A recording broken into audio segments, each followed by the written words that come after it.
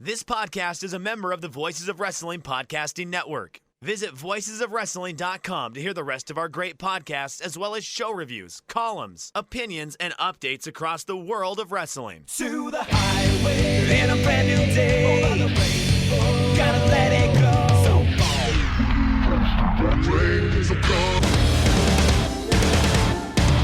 fast to finger down.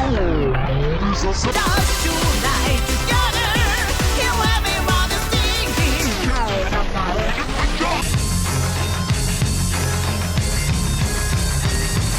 你看到我就怕，头皮发麻，我的手。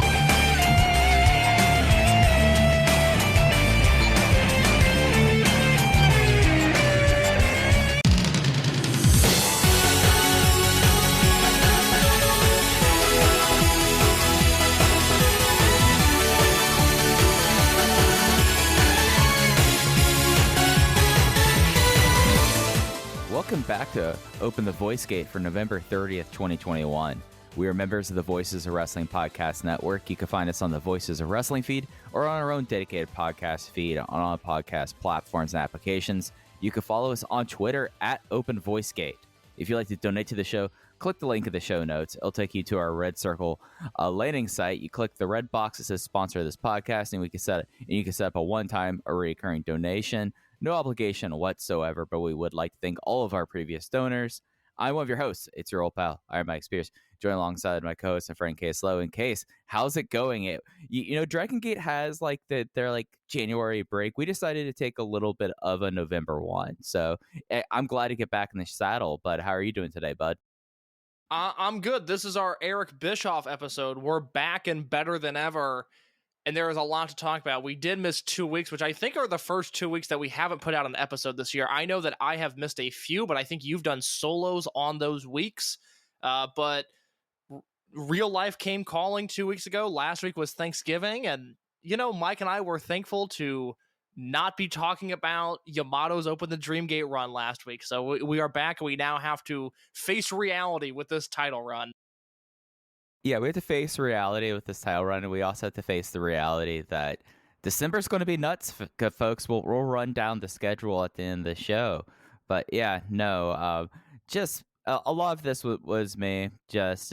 Everything kind of came together for that, and Dragongate was kind of on break, and really the only show that they had was that Kobe Sambo Hall show, which we'll talk about when we talk about Korakuen, because there's one thing on there that's worth talking. But that's not going to be the focus of today. Case, on the 27th, they made their return to the Sendai Sun Festa Plaza for the Gate of Origin. It was we've been kind of dreading this show. I mean, this is not necessarily my favorite show. I think we have enough audio about me kind of slamming this show, but it's a show that happened. And what's your big thoughts about the show off the top?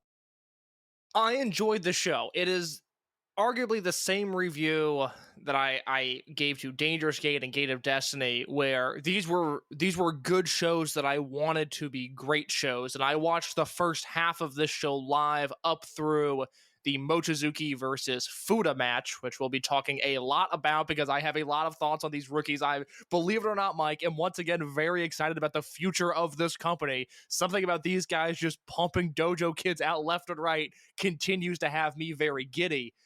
But it was the same issue that Dragongate has had all year. It was good, not great. It's really hard to say this is the show you need to start. You need to start watching this promotion. If you fell off, jump back here. You need to see this, this, and this. There just hasn't been that this year. And I thought Kobe World and Speedstar Final were excellent shows, but those were shows that were pretty easy to parachute in. And then you were able, just with the finality of Masato Yoshino, to wipe your hands at the end of that weekend and go, okay, I'm good for now, and I'll catch you guys later. And I continue to hope that we have one of these shows just for the sake of buzz and Dragongate, because it makes our jobs a little bit more fun when more people are talking about this promotion. For the sake of buzz, I keep on waiting for that show to hit, and for me to have to email these people and go, you need to watch this, this, and this. And then, I'm waiting for some sort of Twitter buzz, and it's just not happening. But by no means that I think this was a bad show. Yeah, I think that I am a little bit. It'll be interesting to see how like we discuss the show, because I kind of came away from Gate of Origin like, yeah, this was a 3-hour show. It had a lot of interesting stuff on there. Only one match that I would call great, and even that great match I had a lot of issues with. But the rookie stuff, I mean, that's always something that we're going to fiend for on VoiceGate. I feel like that we kind of have cornered the market about obsessing about rookie talent here. Like we might just end up like one day just doing wrestling perspectives, just talking about prospects one day, because there was a lot of interesting stuff there. But then the rest of the show, I mean, the word that kind of came to me, and this was something that really, just to put the pen on it, was like the taste in my mouth after the bell rang and the Dreamgate match. This was proficient. This was somewhat enjoyable. There's some stuff on the show I liked.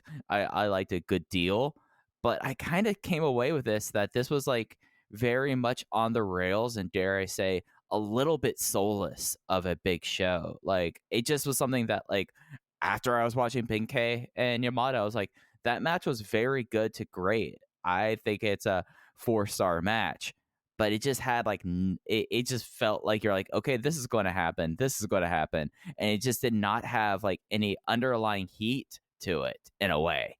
And that kind of was like my big takeaway. And I don't mean like heat, like crowd heat, because of course COVID, but just like it was just like eating a huge meal just for the fact of eating a huge meal to me. So yeah, there's been conflicted. there's been a real lack of a hook in Dragongate this year. Of course, obviously, Team Taz's Hook has been absent from this promotion, and that is a damn shame, because I think Hook would do very, very well in this promotion. But in the real sense, it seems like for years and years and years, there was this big, broad discussion of, when should I jump into Dragongate? When is the time? What show do I need to watch?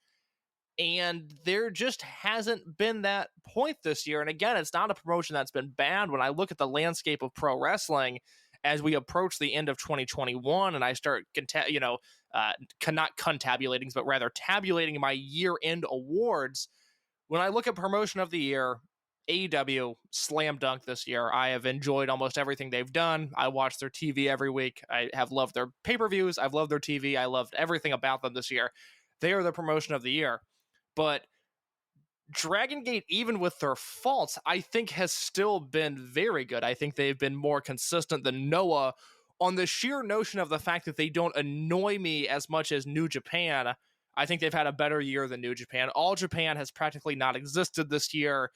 I don't follow Joshi, so I don't have a read on those promotions. It's not like this has been a bad year, but given, I think, what we had in 2020, which was a company that, for the most part, once they hit the ground running, once they hit the ground with limited capacity fans and the COVID restrictions in July, they seemed to hit the ground running. They were the promotion that adapted best to the COVID environment. And when the book of Dragongate is written and somebody asks me what are the best years of the promotion, I will have to give 2020 a shout. I mean, we were coming on this podcast every week last year and just raving about this promotion. And I specifically remember, since we're now a year removed from it, the Hokkaido triple shot that we'll preview briefly. We don't have cards at the time of this recording, and review next week. That Hokkaido triple shot the first week of December, that was just a turning point in my brain of like, you know what? I have just adored this promotion this year. Everything they've done has really resonated with me.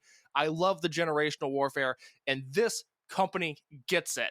And then they have that weird lull in January and February, and they have never been able to clear that bar this year, despite the fact that I think Shun Skywalker is, if not the most outstanding wrestler of the year, he is second to Kenny Omega, despite the fact that Yamato, for all of the shit that I've talked about him over the past 3 months, has objectively been one of the best wrestlers in the world this year, despite the fact that this promotion, again, produces young talent better than anybody.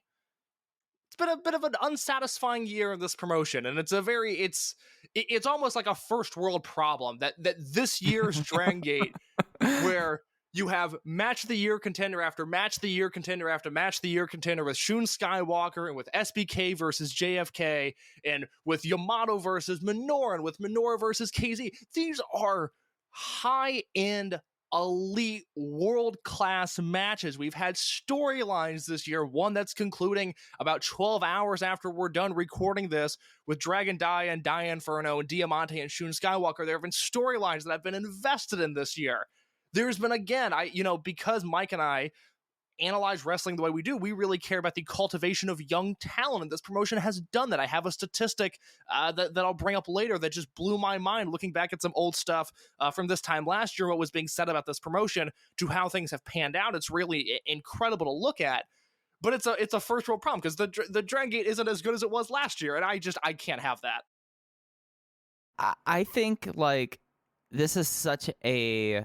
For one, Dragongate, as we both know, like, it does not operate as what, like, people would consider normally. Like, a lot of its decisions are made because they have a certain schedule they keep. So January and February, there will usually be a great Dreamgate match, and then we're pretty much, that's it. And then everything was so focused towards, like, we had the Dead or Alive cage match set like 2 months ahead of time, and it was kind of like waiting around, and then the specter of Masato Yoshino's impending retirement, and then them deciding to have every match needed to have every title needed to have 2 defenses on that weekend. And then since then, there's been solid stuff. There's been like Minoru versus Yamato, JFK versus SBK, but it's just like, with the exception of what's going on with the Dias, I struggle to think of a storyline here in a promotion that usually is a very story intensive promotion. Like, for people who just like parachute in for like the recommended stuff, like, this might be the easiest year for them because there's just not a lot to a bunch of stuff that's been happening since Beatstar Final. And it's just something that, for me, like, yeah, it is kind of a problem that we're making when we can compare that to other promotions that are still like flailing. Like, I mean, there's some stuff in Japan that when you look at it, you're like, oh, that's really not good. They might not get out of this. Whereas Dragongate just keeps on chugging in a way, but it's something where, because, and maybe this is just me and my read into it, because everything is so focused on really only on one storyline, then you have this very dissatisfying, for lack of a better word, Yamato title run. And I think we had like the most dissatisfying Dreamgate match of this title run, with the exception of the weirdness that we had at Gate of Destiny. So it's just something that, like, when we talk about best years, yes, 2020, as you said, will be tossed in there in the pile, as it should be. But when we talk about weird or like dissatisfying years, I'm going to keep on going back to 2021, even though Speedstar Final might be one of my favorite shows in Dragon System history. It's just such a bizarre year. And it's sorry to cut you off, but again, you think about this promotion that's existed for over 20 years now. Let's say we zoom out even more and say 20 years from now, what years, or what was defined in every year of the promotion? Well, you have, T2P, and you have Darkness Dragon versus Dragon Kid, Blood Generation versus Doofix, or Blood Warriors versus Junction 3. Also, Yamato versus Kai, which lasted a year plus. These guys have been attached at the hip since September of 2020, and it was like the clouds parted and the sun came out in July of this year when they had that no rope match. And I said it after the match, I said it when we were talking to Jay right before Kobe World, and I said it when we got into the horrific Dangerous Gate build this year. Yamato versus Kai was the perfect blow off to that feud, and it's like this promotion just can't help itself, and they continue to go back to this thing where it doesn't have the same impact as a Hulk and Shingo, or a Tozawa and Shingo, or a Shima and Mochizuki, not from the star power perspective or from the generational perspective, just from the chemistry perspective. These guys are fine opponents, but I don't look at them and go like, God, I mean, Diamante and Estrella have better chemistry than Yamato and Kai, and we're dealing with another Yamato versus Kai match. It's really disappointing to see. Do we just think that like they don't know what to do with Kai if he's not doing stuff around Yamato? Like, he is a freelancer. Like, you don't have to constantly be like, well, Kai's here, so I guess he's looking like he's going to be the final gate match. Like, we don't have to do this. It's just weird because I like him when he's in the same area as SB Kento and Eita as like the third guy on a Triangle Gate team. I have come to the conclusion, and I came to it earlier this year. It took me a long time to get to this point, but I now see the value of Kai and Dragon Gate. Now, if he left tomorrow, I wouldn't exactly be crying. Okay, if we could trade him for Kazuma Sakamoto, I would make the trade in a heartbeat. I see the value in Kai. I don't see him as a main event challenger, though, and that is my issue here. And every time I want to say something positive about Yamato, or even positive about Yamato versus Kai, there are 2 or 3 new detractors that come into my way, and it's just a program that I'm sick of. We've seen it, and I thought we had the perfect blow off in July. And as I said at the time, if that was Kai's last match in this promotion, this is a guy that came in the summer of 2018.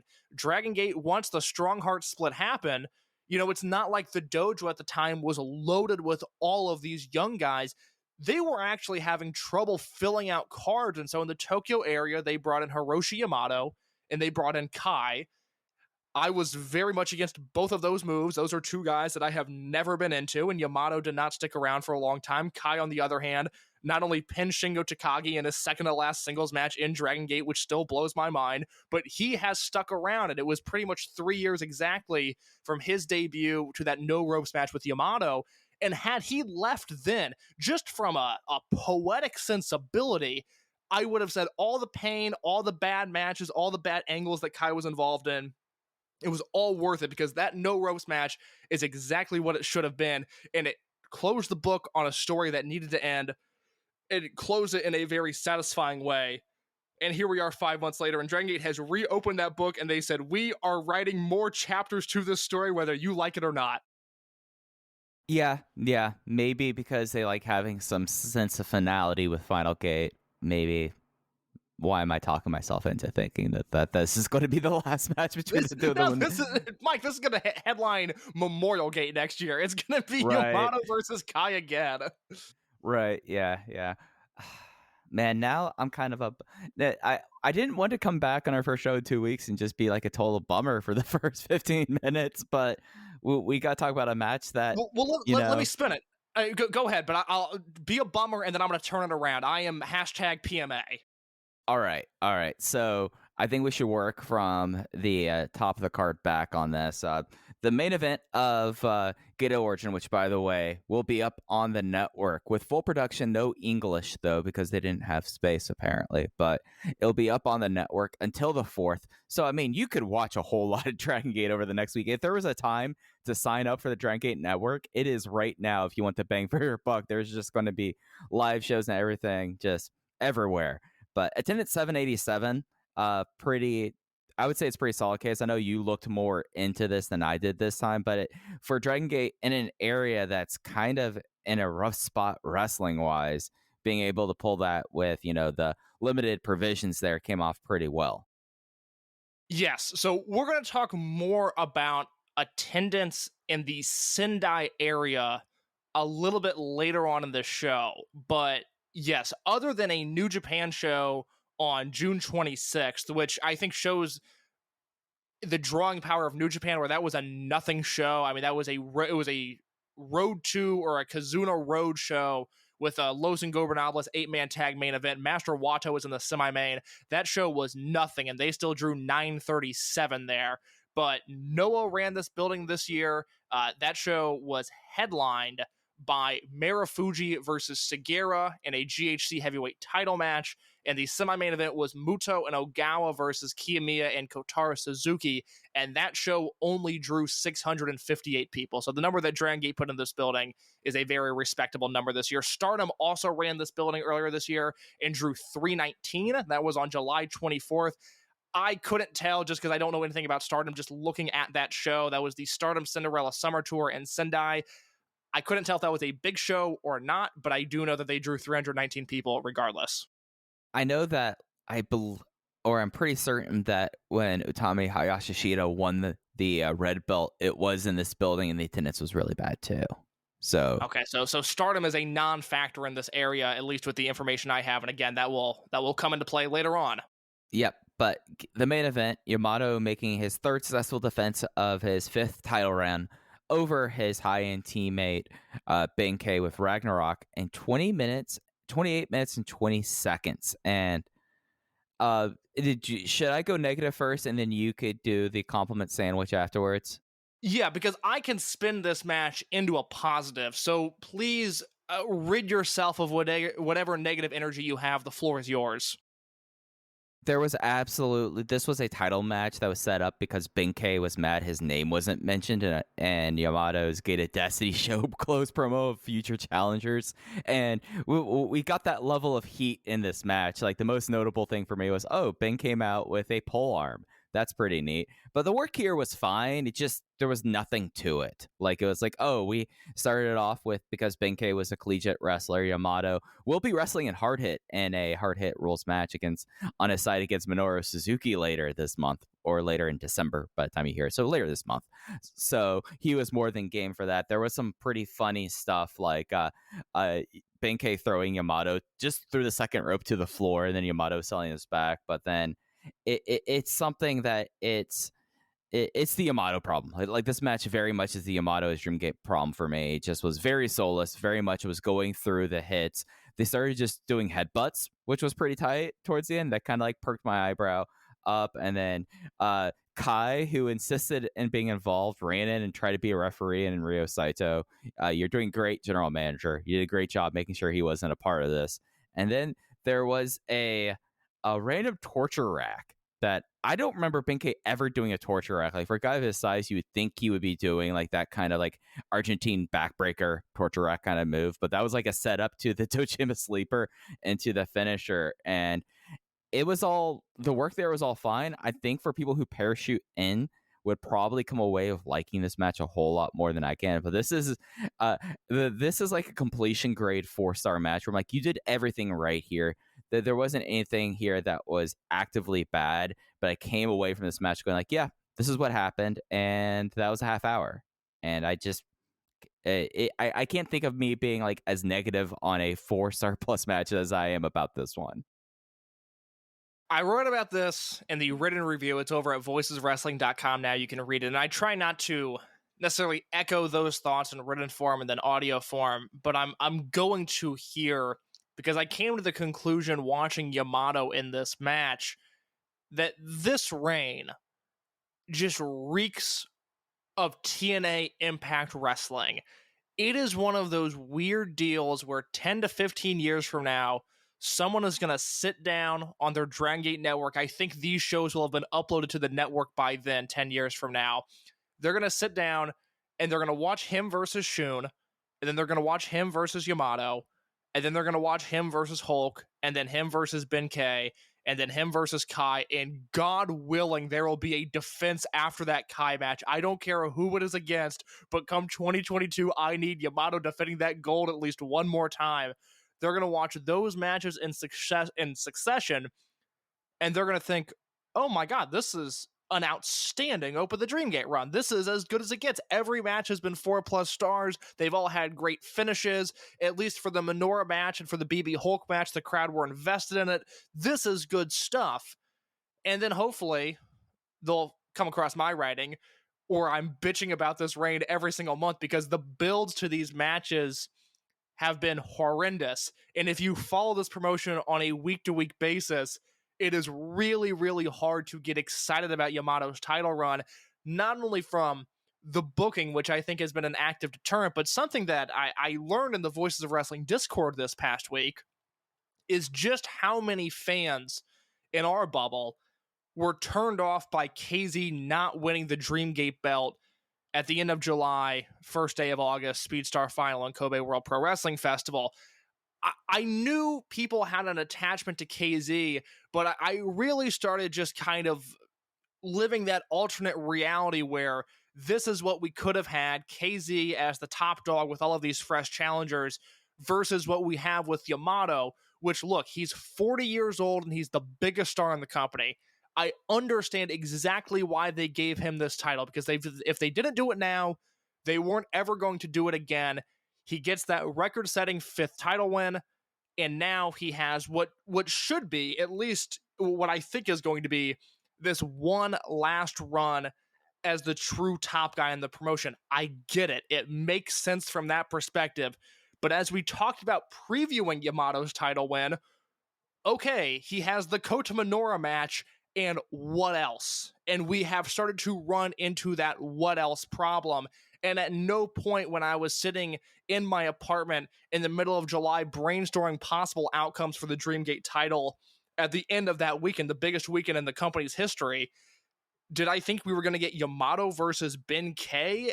And I especially didn't think the build was going to be, again, that Ben-K was mad that his name wasn't said in a promo. Because I came on here 2 weeks ago and I said, Mike, I follow this promotion as closely as anybody in the world on the English-speaking side of the world. I don't know why Ben-K is mad. I can't follow this story at all. It doesn't make any sense to me. And you filled me in because it was such a minor detail that led to this big title match.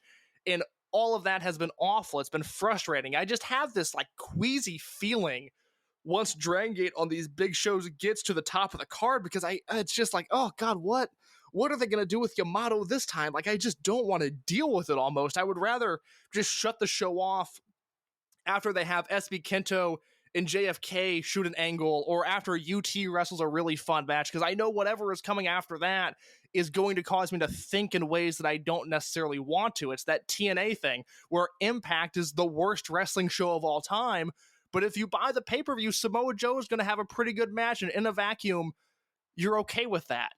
And that is ultimately the positive here, is that all of these matches have been very good. This was, to me, an objectively great match. Even if I didn't love the Kai story, I fucking loved Kai's face when he came down to the ring in the referee uniform and did the fast count, 3 count. Like, he played his role to perfection.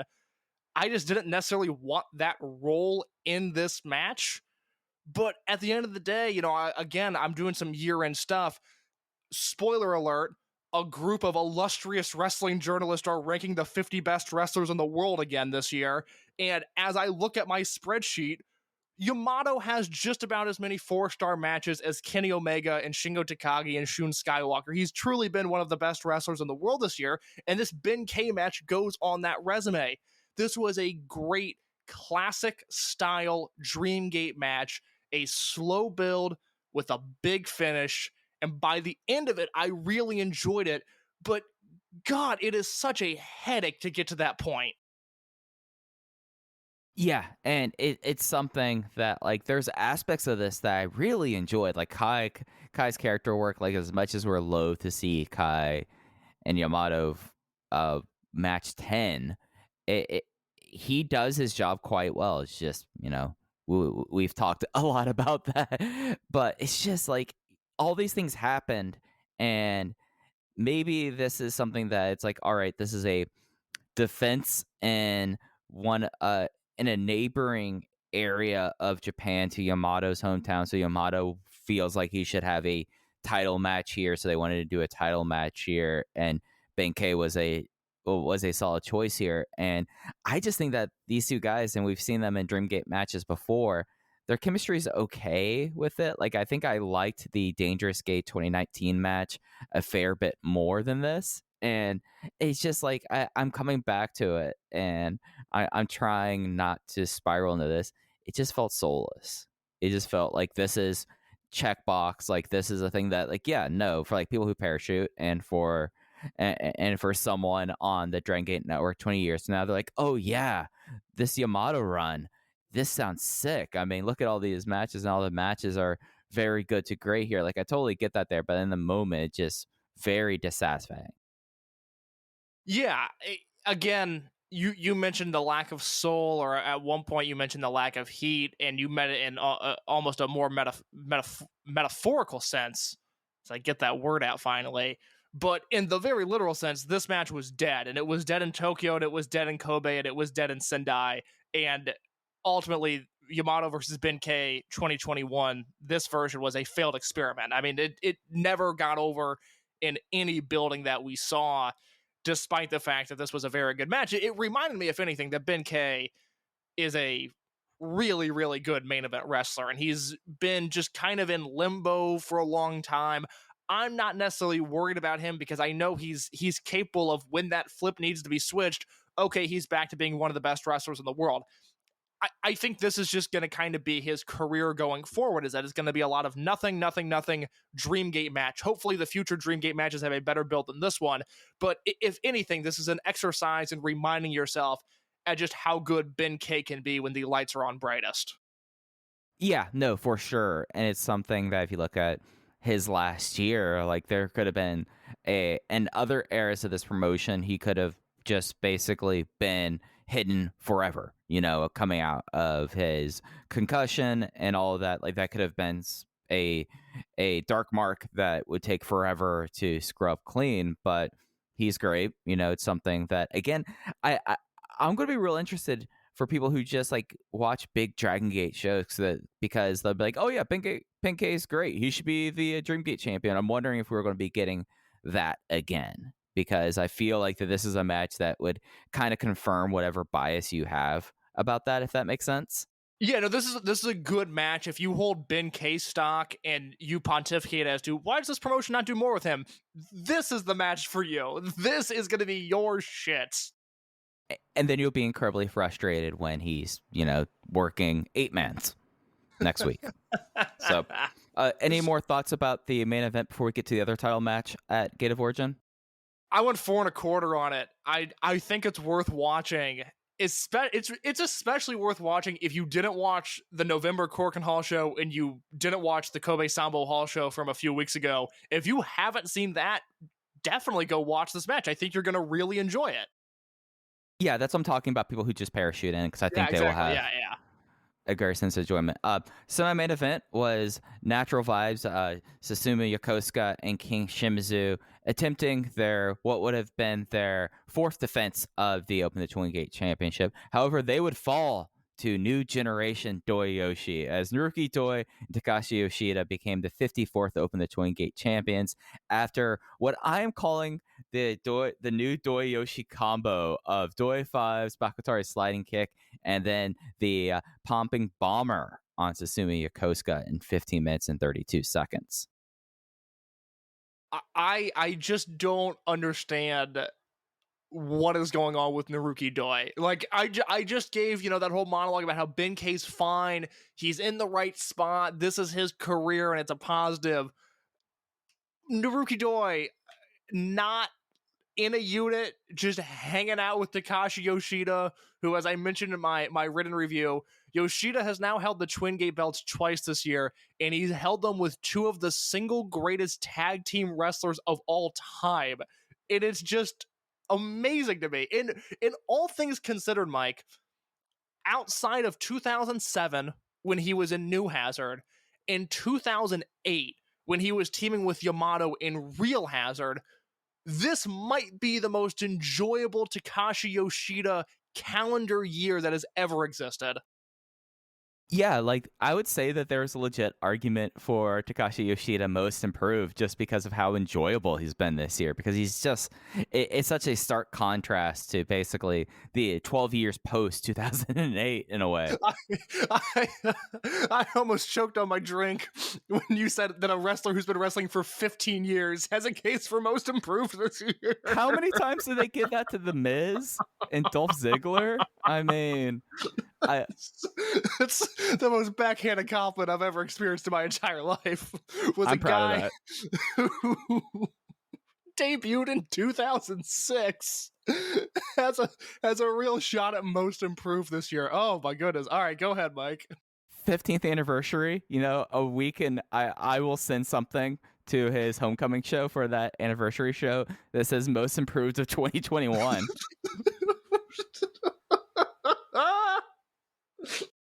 Yeah, so I thought this was fine, like aggressively fine, as Case is trying to compose himself after I broke that him. That really caught me off guard. I'm sorry.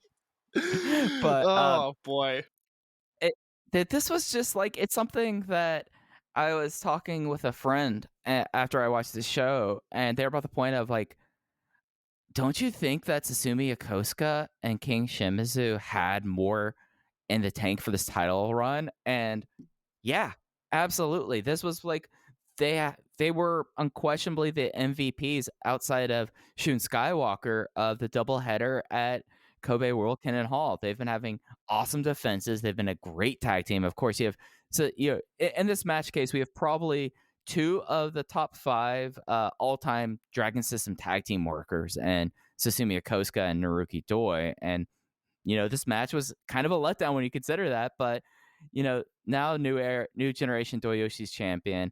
I really would have loved to see more out of the Natural Vibes champion team. The match itself, like, it was just kind of like there was soul and there was like the direct claim like leading up to it, but in a lot of ways for me, like, I enjoyed a lot of it. It was like, oh yeah, Shimizu is great. Yokosuka is incredible. Naruki Doi, like, getting up on the top rope immediately, or to prevent the top rope exploder that Susumu Yokosuka did. I mean, that's showing like, hey, I've been wrestling you for 20 years. I know you do this move. Don't try that shit on me. And like that, like, raised my eyebrow here. And all I came up with was like, this was just a very good but kind of like disappointing finish, which that sucks, but it makes sense. Like, what are you going to do with Naruki Doi now if he lost this match? Like, then we're really wondering what the hell is up for Naruki Doi at that point. And, Takashi Yoshida entered the year looking for guidance, got guidance, became a 2-time Twin Gate champion, and most improved 2021, baby. I say this in earnest. You mentioned that Doi and Yokosuka are two of probably the top 5 greatest tag workers in the history of the Dragon System. Shimizu was not far behind them, and I don't have the mental capability right now to create that list out of thin air of the 5 best individual tag workers. But between Big T and Big Ben and Big E, and now King Shimizu and Susumu Yokosuka, he has a tag team resume that is as impressive as anybody in wrestling going right now. And my frustration with this match isn't necessarily that Doi and Yoshida won. It is that Shimizu and Yokosuka lost, because you are exactly right. This is a team that I thought had so much more in the tank. We never got a defense against a Masquerade team, which I think is a real missed opportunity. To not have Shimizu and Yokosuka versus Minoura and Jason Lee just seems like a waste. That is a match that should have happened, and it should have happened this year during this run, and it's a real shame that that's not going to happen. I'm sure Doi and Yoshida, it's going to be a short-lived reign. I'm sure it's going to be fine. They'll probably lose it to whatever RED combination they wrestle at Final Gate. That has zero defense title run written all over it. But then again, I've been wrong about everything with Naruki Doi this year, so who knows? Maybe they'll hold it for a year and break the Shima and Dragon Kid record. All I know is that it was a fine match. Have you noticed King Shimizu has been busting out a cartwheel lately? Yes, that was my first note in my notebook for this match. Was King Shimizu did a cartwheel? It's a flawless cartwheel. His athleticism is, I don't say this facetiously, his athleticism is incredible. He is so agile, and this is the thing with Shimizu. And someone mentioned this to me. I was talking to somebody about the show last week, and we were just talking about Yamato versus Kai and just the blah feeling that has. And this dude brought up a great point. He was like, can we not just get Yamato versus Shimizu? Like, why is he's so good? And, granted, he just had a pretty successful Twin Gate run, but it just seems like, man, if he is given the opportunity, I think he could take it up even another level. He remains one of the single most exciting figures in all of pro wrestling to me, in the same way that I'm just waiting for Dragon Dia to really put it all together and hit his prime.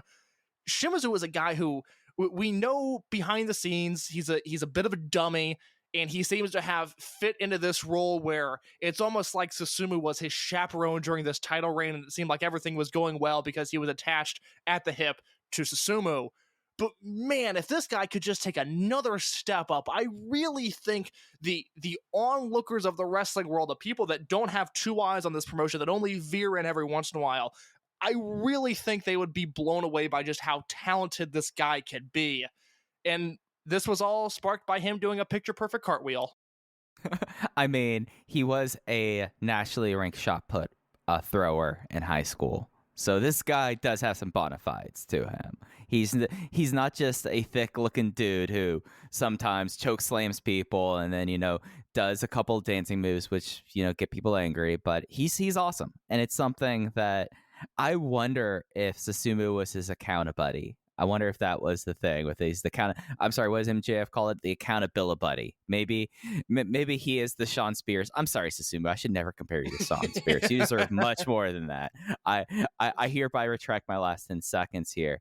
It's just something that like you watch this match and you're like, all right, and it's just like they hit everything there. It was very good. It just came away going like, man, we could have had a Minnow Lee match before this. Because like when you brought that up, I was like, in my head, I was like, man, we really could have had Jason Lee versus Jason Lee and Kota Minoura just slot in here. I mean, they're not doing anything. They were in a Masquerade versus RED tag, and they're not a focus of the Masquerade versus RED feud right now. So like they could have done that. I mean, but I guess if you're gonna have new generation Doyoshi, they have to have the Twin Gates. I guess. I mean, there's no reason for it to kind of just kick around there. But it kind of notable that we did have the aided King Splash that they've been winning all their matches with was kicked out of.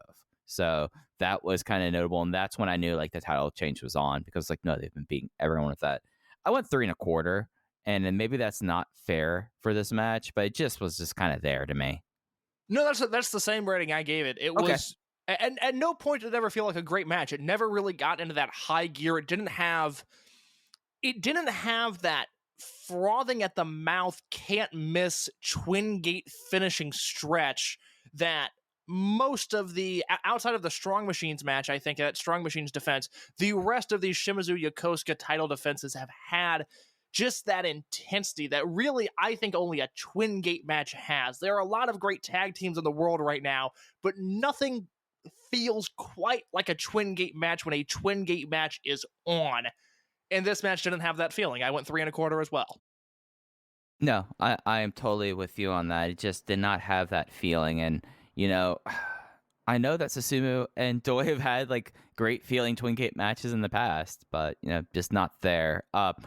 Moving down to the non-belt matches, we had the aforementioned 10-man tag, full complement of Masquerade, Shun Skywalker, Kota Minoura, Jason Lee, Dragon Dia, and La Estrella versus RED, Eita, Kaito Ishida, I almost called it HYO. That tells you how out of the game. And Hyo,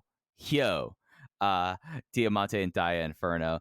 Dragon Dia won with a DDDDT, which KZ, who was on commentary for this match, was losing his shit the entire time.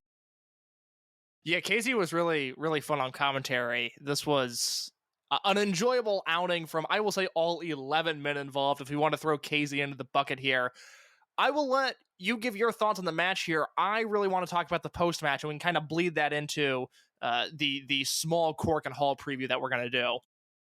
Right, yeah. So I thought that this was like, it's something that's kind of a shame that like we've now seen Masquerade versus RED so much that we're kind of inured to it, because like you get the awesome 4-man stump puller on Dragon Dia. Everyone hits their spots. It's all done great. This one was like an only 9-minute version of it, and it did a great job of getting the 12-1 matches, the Mascara contra Mascara tag match. It really did a great job building for that. And then of course the post match where Diamante ripped off the mask of Shun Skywalker, and then when they immediately went for a towel, he ripped the towel off of that. They started beating the crap out of everyone. Shun Skywalker just lost it at that point, and Dragon Dia tried to escape up the rampway and got kicked in the stomach, and that cracked me up.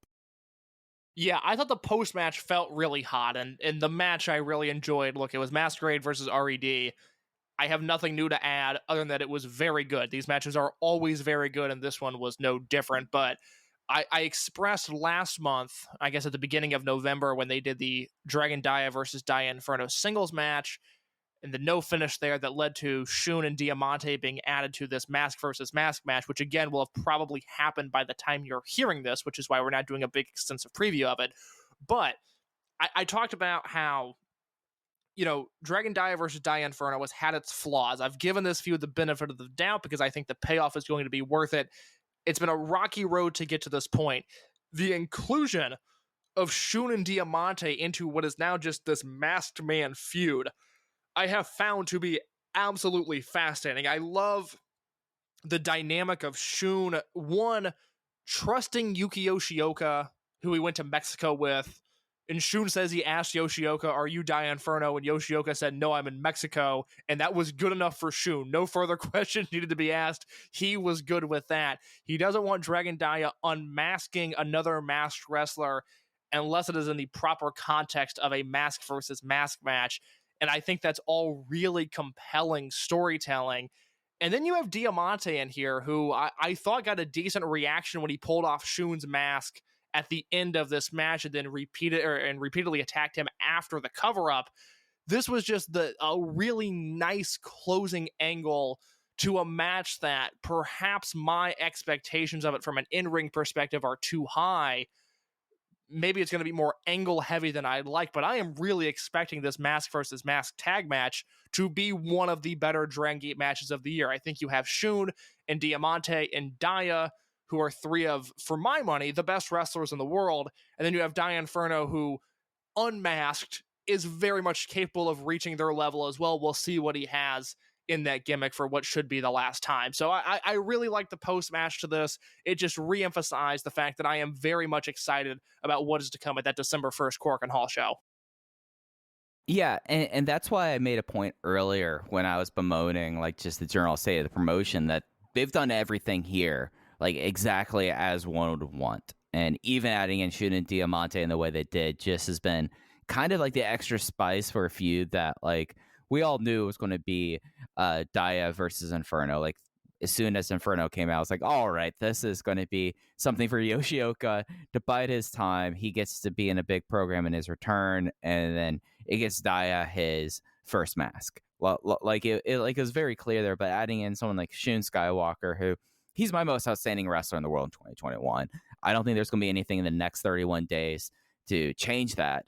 And then Diamante, who I know facetiously I said that Takashi Yoshida should be the 2021 most improved wrestler. Really, Diamante has gone from someone who was a detriment to passable to good to very good to be someone that whenever he's on screen, I can't take my eyes off him. So like they've done everything here, like full marks for this match, and it's something that, it'll be interesting to see after a 12-1 how they kind of reconcile all of this, knowing that they have the big weekend. They only have one travel day between Cork and Hokkaido, which is nuts. It's always nuts when they do this, but they have a big month of stuff. They have the 2 Corkin month. This is the Final Gate, and then the Fan Appreciation Show in Kobe. So, I mean, it'll be interesting to see how over the next 4 weeks the shakeout of here and the resolution, because I think everything they've done in the lead up here from a feud that, was very awkward because of extenuating circumstances have come together and has been heated up in exactly the right way going into tomorrow's Mascara contra Mascara Puesas match. I talked earlier about how I've been ranking the 50 best wrestlers of the year this year, and one of the shocking conclusions that I came to, not many wrestlers better than Diamante this year. Someone who fared very well on my ballot. Someone who I think, given what he's done in this feud, what he's done not with, but for La Estrella, has really aided his candidacy in my eyes. He, again, just that 2-year transformation from someone that Mike and I used to call one of the worst gaijins ever brought into Dragongate to, again, now just a legitimately great wrestler. There's no other way to slice it. It has been a really fun transformation, and I hope we see a great payoff to a story that I have very much enjoyed. Yeah, no, it's something where tomorrow I'm going to carve time where I can watch this match unspoiled, because I think we all know what the finish will be, but just to see all of the post-match and see how things kind of lead to that point, I'm fascinated by that, and I'm really excited to see where it goes from there. And then we get into the undercard. We had a lot of future matches here. Future versus main roster is what I'm going to call them. The first one that we're going to talk about, this was match 5, so it was not the first debut match, but it was Ryo Fuda's debut match as he fell to Masaki Mochizuki in 5 minutes and 41 seconds with a twister. In case you tweeted something that as soon as you tweeted it before I watched the show, I kind of had that stuck in my mind, but now I like fully like want to get this into digital audio print. Ryo Fuda is going to be a problem. It's unbelievable. So there's 3 rookies we're going to talk about on this show because they debuted 2 of them here and then another one in his hometown on the next day. And as of this recording, that match is not on the Dragongate Network. The Showa Sato debut match against Ben-K. It will be uploaded. I just do not know when at this point. I've got kind of a different talking point for each of those wrestlers.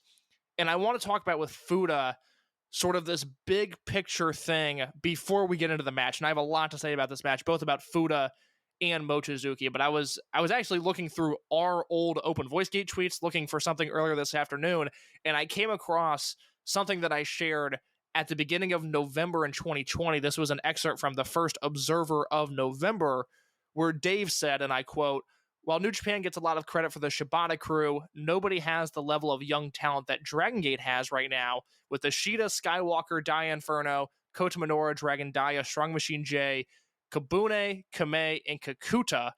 All are 26 or under, and most are 20 to 22, with Kabune, Kame, and Kakuta all being legitimate rookies." And again, this was last year. And he ends this sentence with, "Dragongate also has another 10 wrestlers waiting to debut." And this was in November of 2020. And since then, we have seen 7 wrestlers debut, starting with La Estrella last December, the Ahashi brothers, Takumi Hayakawa, Takuma Fujiwara, Ryo Fuda here, and Showa Sato. That is remarkable that there are 7 rookies within a year of one another. And I messed up a few weeks ago. We were talking about the Observer Rookie of the Year this year, and in my mind, the cutoff was October 1st, but I was incorrect. It's actually September 1st. So if you were voting in those awards, do not vote for the Yahashi brothers. They are not eligible this year. Vote for Dante Martin or vote for La Estrella. Those are the 2 guys that deserve to win, in my opinion. Next year, at least as of now, there are going to be 6 rookies in the running for Rookie of the Year, assuming none of them get hurt, none of them just flee in the middle of the night, and whatever else can happen. 6 debuts are going to be 2022 rookies, and there might not be a better one than Ryo Fuda. Mike, what did you think of his debut performance? Oh, I thought he rocked. He's going to be the one that we talked about parachuters earlier. He's going to be the parachuters guy. Like, I think that's very easy to see, especially when you and we'll get more into him later, when you compare and contrast him to the guy he debuted the same day, Takuma Fujiwara, who I think, I'll get more into this there. Like, Ryo Fuda is already more complete than Takuma Fujiwara, and that's no slight to Fujiwara, considering Fujiwara is the baby of the class. But boy, he just started to go oh, I know who you are, Masaki Mochizuki. You kick a lot. Guess what? I like striking too. And he put it together in a way that it was enthralling. This was my second favorite match on the showcase. I thought that this was exceptional. Masaki Mochizuki proves yet again why he's one of the 5 best wrestlers of all time. And just really working this all out, just collision, car wreck, kick your head off sprint was just, it was phenomenal. I went 3.5 stars on it. I came away with this going all right, Ryo Fuda is going to be a problem because he's already a little bit older. He's bigger. And you look at him, you're all right, you could already see what his forecast is. And it's a lot closer to coming true than a lot of the people in his class. This is a special match. This is a debut match that I'm going to remember for a long time because you have Fuda, who again, I could tell just from the way Dragongate was promoting this match that he was going to be someone that was good off the bat. He carried himself with such a confidence, and it's remarkable to see anybody in a new profession, no matter how old they are, to carry themselves the way he did, I thought was incredibly impressive. And then he hit Mochizuki with a straight high kick to the head. It knocked Mochizuki off of his feet, and I jumped off my couch. I couldn't believe that a rookie had kicked Masaki Mochizuki like that and taken him to the canvas. And for as good as Fuda was, given the parameters of his debut, the simple style that he worked, the fact that he seemed to be working with a guy in his comfort zone, I mentioned this in the VOW Discord, and I mean it. When the ultimate Masaki Mochizuki compilation is built, which I'm pretty sure Rob Naylor has actually asked us for in the past, we should probably get a spreadsheet together. This is one of those matches. Of course, he has the Shingo matches and the Yokosuka matches and the BB Hulk matches and whatever else he's done. The single, and that's just in the singles capacity. He's got the Don Fuji tags against Shingo and Yamato and Shingo and Tozawa and Speed Muscle. He's got all of the trio stuff he's done with Fuji and Magnitude Kishiwada and the rest of the team veterans. There is not an aspect of this game that this guy hasn't crushed, but this individually is a match that really highlights why Masaki Mochizuki is so good, because he was just vicious in this calculated way. He gets knocked down by that high kick, and then he rises up almost like the Undertaker, and he did that a few different times in this match where Fuda would get the best of him, and instead of boiling over and instead of just, unleashing this all-out fury on the rookie, he took his time, and he almost just seemed to delight in kicking the living shit out of this kid, and it was enthralling. This was a short match, but it had depth to it. It had this weird emotion that I just really, really enjoyed it. And I love Fuda. I think he's going to be a star. This was a Mochizuki match, and the end of it with Mochizuki having Fuda in that submission, the rookie reaches the ropes, and then they stand face to face in the middle of the ring as Mochizuki is holding this kid's leg, and I thought Fuda was going to wind up and slap Mochizuki as hard as he could, and instead what happened was he delivered his weakest strikes of the match. He had no energy left in the tank. He just threw whatever he had left at Mochizuki, and whatever he had left was nothing. And Mochizuki shrugged it off and hit him with a twister and pinned him. And oh my God, it was so efficient. This was so good. Of course, I don't want to steal the spotlight from the rookie. I want to talk about Mochizuki again, where he was just, this is why he is who he is. And this is why Mike and I say he's one of the 5 best wrestlers of all time. And then you have this rookie. And again, there's a lot of new names in this promotion. It's going to be really, let's just say you were a Dragongate USA fan who enjoyed watching this promotion, and then when Shima left, let's just say that was the reason. When Shima left, you stopped watching for whatever reason. You got busy with life, and this promotion fell out of favor with Western fans, and whatever. You lost track of it, and now you want back in. Oh my God, there are so many new names. You know what? That's a poor example. You could have stopped watching in January and popped back in, and there are so many new names, and I see how that might be overwhelming for somebody. But remember the name Ryu Fuda. This kid is going to be, as Mike said and as I've said already, a problem. It's something that, not to belabor the point, you brought up, like the Rob Naylor comp list. The thing about Masaki Mochizuki, when you started listing off matches, like the ones I immediately wanted to talk about were the KZ title defense. The match, he had a match against Yosuke San Maria that was like this as well, whereas like I don't think anyone does, other than like maybe Nick Bockwinkel, weirdly enough, does calculating as well as Masaki Mochizuki. That's what I'm talking about. More Nick Bockwinkel references on Open the Voice Gate. If we can make that happen, Mike, I'm gonna be a happy camper. But you get what I'm saying, right? Oh, completely. Like, That's Mochizuki, and again, that's to piggyback off of your point, Mochizuki sometimes has a weird AWA energy to him, and that is a bizarre thing to say about a Dragongate wrestler, but it is entirely true now that you make that comparison. And this was like one of those calculated matches that it's one of those matches that like I will look back at this Gate of Origin and kind of groan when I look at it as a whole, just because of just like how just dissatisfied I was with the title matches. But boy, it's hard for me not to watch the show and have a smile, or think about the show and have a smile on my face when I think about Masaki Mochizuki versus Ryu Fuda. It was a whole lot of fun.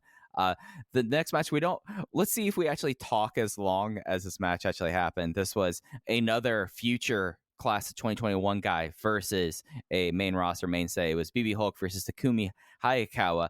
BB Hulk won in 1:40. In case my one note I had in this match was, oh, Hulk doesn't care about this kid enough that he's not going to take off his hoodie. Oh, fuck, he took off his hoodie. But he won with a modified brainbuster in 1:40. This was awesome. I need to see a Hayakawa trial series where he wrestles about 7 matches and just has this match over and over again. He has the Hulk version of this match and the Susumu version of this match and the Don Fuji version of this match. The cycle repeats and repeats and repeats because this is a winning formula. And BB Hulk, on 2 big shows in a row, has had 2 very good singles matches, and that is finding the positive in 2021. Good for you, Hulk. You managed to have you had about a combined 20 minutes in the ring between the 2 matches, but you did good. You did good. This one was only 100 seconds. We did go under the match length there. We are not going to put Hayakawa in a trial series with either Shuji Kondo or Masaki Mochizuki because we don't want to break the kid. But I'm afraid that Kondo could throw him high enough to hit the ceiling in Cork and Hall. That's just logistically. Kondo versus Hayakawa is a safety issue. Yeah, so in the EE Discord, we have a joke about how we want to see wrestlers throw people, and we call it the Ward throw because Wardlow threw someone really far one time, and we were really amused by it. Shuji Kondo might set the world record if he gets to throw Takumi Hayakawa. Think about that Dragon Dia spot that he always does in the RED matches, which, by the way, in that RED versus Masquerade match, I think Dia set a new record for height on. Mm-hmm. I don't know if they have a name for it. I'm calling it the indoor parachute just because that is what it looks like. It's supposed to be a quadruple stump puller, but the indoor parachute is a lot better of a name. Yeah, it's the indoor parachute. Come on, RED, what are you guys doing? In Takumi Hayakawa, I'm just afraid. Again, wrestlers can do what they want with their bodies. I am the opposite of the safety police. But I just, again, legitimately would be worried for Hayakawa if they threw him into the indoor parachute. I don't want to see the outcome of that because I'm afraid Dragon Dia is going to get seriously hurt doing that because he's going too high in the air. It's like a jackass stunt at this point where it's like, hey, I'm Dragon Dia, watch me fall on my face every single time he wrestles RED. Yeah, no, and if it's Takumi Hayakawa, he might actually leave orbit. He might become a satellite if that's the case. Just the velocity of him coming back down to the mat. I'm worried about it. Oh, Houston, we have a unidentified flying object coming out of Tokyo, Japan. It has left orbit here, and then it's like, what's all happening in Japan? It's like, oh, there's been a hole put in the building that Cork and Hall is. I know that there's floors above it, but there's just going to be a Takumi Hayakawa size hole as he clears it, and is right now orbiting with the International Space Station. Yeah, if anybody wants to build us a photo of Takumi Hayakawa orbiting in space at OpenVoiceGate on Twitter, I would like to see that. That'd be some great fan art, some tremendous fan art. Just an idea. If anybody has time on their hands within the next week, at OpenVoiceGate on Twitter, I would like to see that. Absolutely. Match 3. This was the old timers game. This was Ultimo Dragon, Dragon Kid, and Shuji Kondo versus KZ, Genki Horiguchi, and Gamma. Genki Horiguchi lost to a La Magistral that Ultimo does this sometimes where he keeps the La Magistral on for 10 seconds afterwards to be a dick, and he did it to Genki Horiguchi here. It was nice to see everyone got let outside. I have 2 points about this match. One, Dragon Kid convinced Ultimo Dragon to do the rubber band attack, and it backfired on Ultimo. And watching him take that bump of all bumps, Ultimo, a man who refuses to leave his feet more often than not, but he shot himself to the concrete upon the exercise band hitting him in the face. I loved that. And I also want to pose a question to you, because we've had KZ back in the fold for a month and a half now, and KZ has done approximately nothing since returning. And I just want to vibe check on your thoughts on KZ at this point. Hey, he is an excellent color commentator. He probably lifted that match by a full quarter star in my books. It's just weird because now you take the belts off of Shimizu and Susumu, so you could have a pretty strong Triangle Gate team if you wanted, but it just kind of feels like in a way that he is kind of a man without country right now, even though he's leading his unit. He's just kind of there. I mean, he's not wrestling differently. It's just I think that's like the core thing about Dragon Gate 2021. We've talked about Naruki Doi kind of being adrift. KZ now feels adrift as well. Yes, and if I were a betting man, I would say we're getting RED versus Natural Vibes, probably KZ, Susumu, and Shimizu in the Triangle Gate match at Final Gate, or probably some hodgepodge of teams. They like doing a big Triangle Gate match there. So it's one of those things that I felt like I needed to mention just to feel you out there. Oh, sure. My thoughts remain that I'm not worried about it because I think outside of KZ, Natural Vibes is so entertaining that it's hard. It's almost hard for me to care about, is KZ doing enough? Is this the right role for him? Because ultimately this is his unit and he's cultivating success around him with Shimizu and Yokosuka and Yuti and Jackie Funky Kamei, not even from a kayfabe perspective, but just from my own personal enjoyment.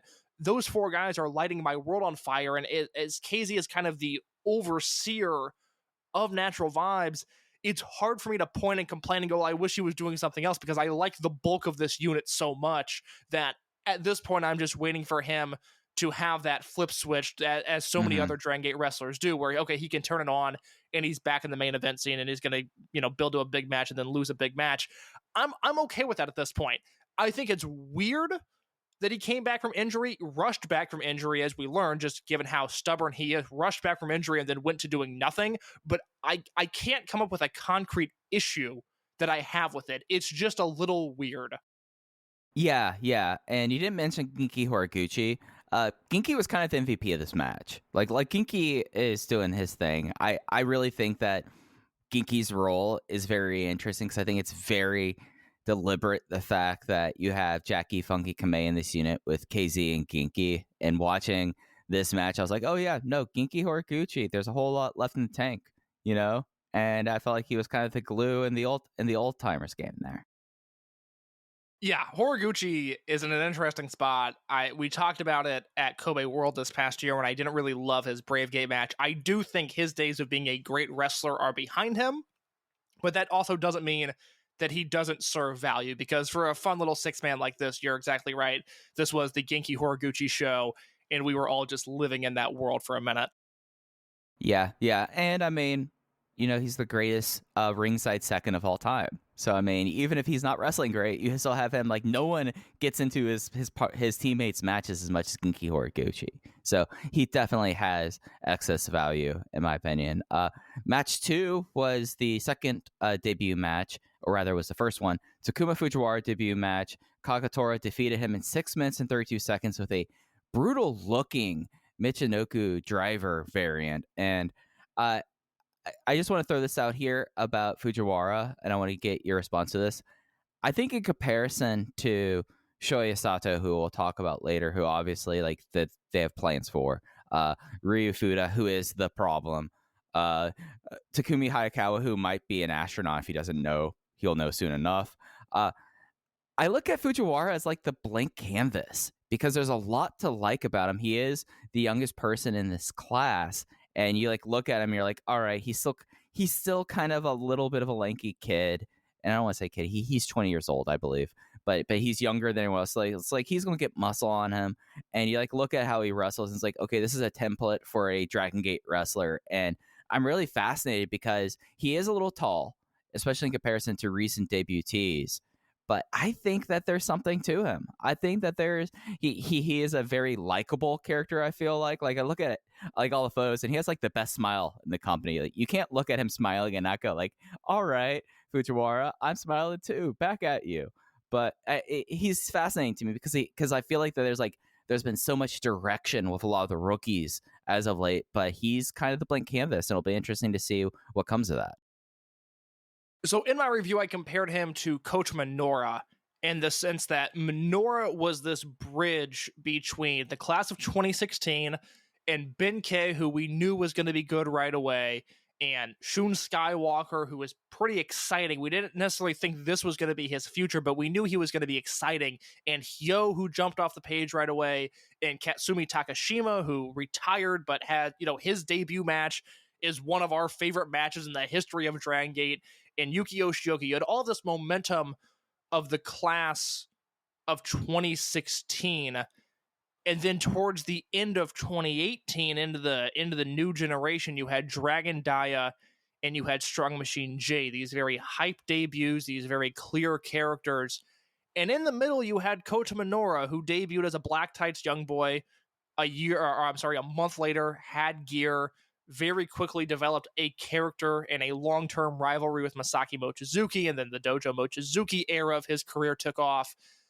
And before we knew it, Coach Minoura was one of the best wrestlers in the world. And it just kind of happened under our noses because there was so much other stuff going on with his peers and so much noise going on that it's not that we ignored Minoura, but it really took a slap across the face of this guy winning big main events against pushed main eventers to go, he's as good as everybody else. He's really, really good. And I could see just with the hubbub of the Ahashi brothers and Fuda and Sato, and not to mention the class of 2019, SB Kento, Jackie Funky Kame, Hip Hop Kakuta when he returns. I can see this being a similar situation where we're going to look up one day and Takuma Fujiwara is going to be all over our spreadsheet, and it's just going to have happened out of nowhere. He did not have the confidence that Ryu Fuda had in his debut, but I thought this was a very competent debut match. I had no warning signs, no red flags coming out of this match. I thought he had a pretty good performance against Kagetora. Yeah, no, that's pretty. I very much co-sign every point there. It's going to be fascinating. I like the fact that he's going to be a little bit of a mystery. Like that I find that a little bit more compelling than it's like, oh yeah, Ryu Fuda is the problem. He's just going to come in there and just try to kick everyone's head off and just be like a bull in a china shop. It's fascinating to see how he's going to develop here, and I felt like he had a very solid, nothing to be embarrassed about debut match. It's something that I'm very happy to see with the future class, to see everyone kind of finding a role and having like direction to it, and the fact that we do have someone that's a little bit of a mystery here, because we looked at the impromptu debut of Takumi Hayakawa and we both kind of were like, it was solid, but we don't know, and he's still going to be someone that's going to have a lot of question marks on him. Fujiwara, I don't know enough to have a single question mark about him other than, he's young and he didn't necessarily, as you said, exhibited the confidence, but there's nothing here to be ashamed of in this match. This was a very solid, very good 3.25 star debut match. So I wanted to talk about the Tohoku region for just a second, because when we had Jay on over the summer, he mentioned that this was an area, this northeastern Japan region, that Dragongate was really looking to build on and have some sort of business prosper here. Obviously, Sendai falls into this region, and the reason that Fujiwara debuted on this show is that he is from this area. So I started looking at just the Japanese wrestling landscape, and I specifically looked at Sendai and how they treat this exact market. And I talked earlier about how, New Japan ran a nothing show with COVID capacity crowds, and they drew basically 1,000 people this year. And Dragongate, with a featured main event, did not draw that much. But outside of that, this year in the Sendai Sun Plaza, Dragongate outdrew Stardom. They outdrew Noah with a huge GHC title match in Muto in the semi-main event. And I am going to go out on a limb and say they outdrew the Sendai Girls show the next day. Am I fair that Sendai Girls assumption, because you would have a better idea than I do? I actually haven't seen an attendance for that yet. Sendai Girls, Senjo's in a weird place without Chihiro Hashimoto around, but this is their home region. It's interesting. I know we talked about it a little bit, just the overall kind of state of Sendai Girls in relation to Dragongate, because Sendai Girls did a lot of the local promotion. They had produce matches on these shows, and you could tell from like the audience, like who was there for Senjo and who was there for Dragongate, and that's no longer the case here. I can't find an attendance for that Sendai Girls show. It was from the 28th, right? I asked earlier some people that would know, and they said they typically don't publish their attendance number. So I am assuming they did not draw as much as Dragongate. If Sendai Girls business is really hot right now and I'm unaware, please let me know. But I don't get the impression that is the case. So the small scale point I'm making here is outside of New Japan, this is Dragongate territory. If we want to zoom out even further, go pre-COVID, and look at what Dragongate did in this building, Gate of Origin 2018, which was Yoshino versus Yoshida, and then opened the Dreamgate match main event. That was an attendance of 1,600 people. And outside of New Japan, this area was largely ignored. The other big show that I can find from a promotion in the Sendai Sun Plaza is a Champion Carnival show from 2016, which only drew 1,200 people, and that was headlined by Zeus versus Suwama, and also had Shingo versus Kento Miyahara on that show. It's not exactly apples to apples, it's apples to oranges here, but the point is, Dragongate clearly has a business edge in this area. It's about whether or not they can truly capitalize on it. So I had this number in my head of when is the last time in this region, since it's northeastern Japan, and hopefully this thought experiment makes sense to you, Mike. It makes sense to the listeners, because it made sense to me, and I was just curious.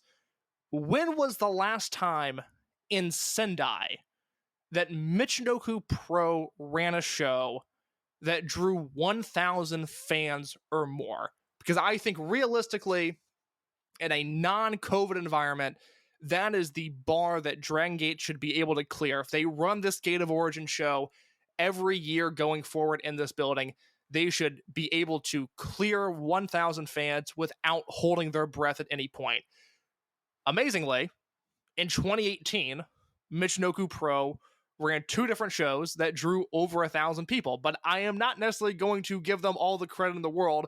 One was the Showa Pro Wrestling Festival in Sendai, which had Riki Choshu and Tatsumi Fujinami, 2 of the biggest draws of all time, in the main event.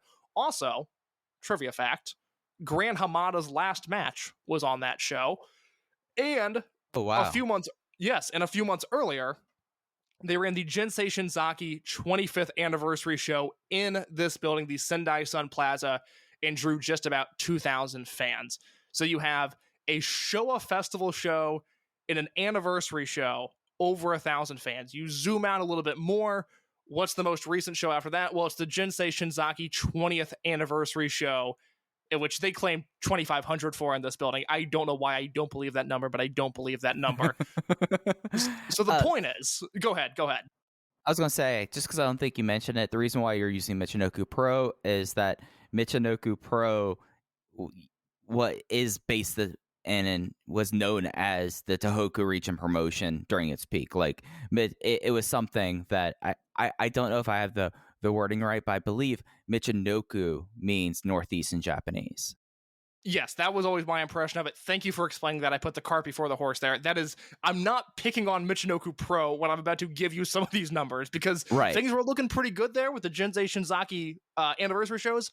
I got news for you. Things are going to get worse for Michinoku Pro going forward, but there's a very specific reason that I chose them, because they are based in this region, and in the same way that I would measure, say, All Japan or DDT's success in Kobe with what Dragongate does, because they're based in Kobe.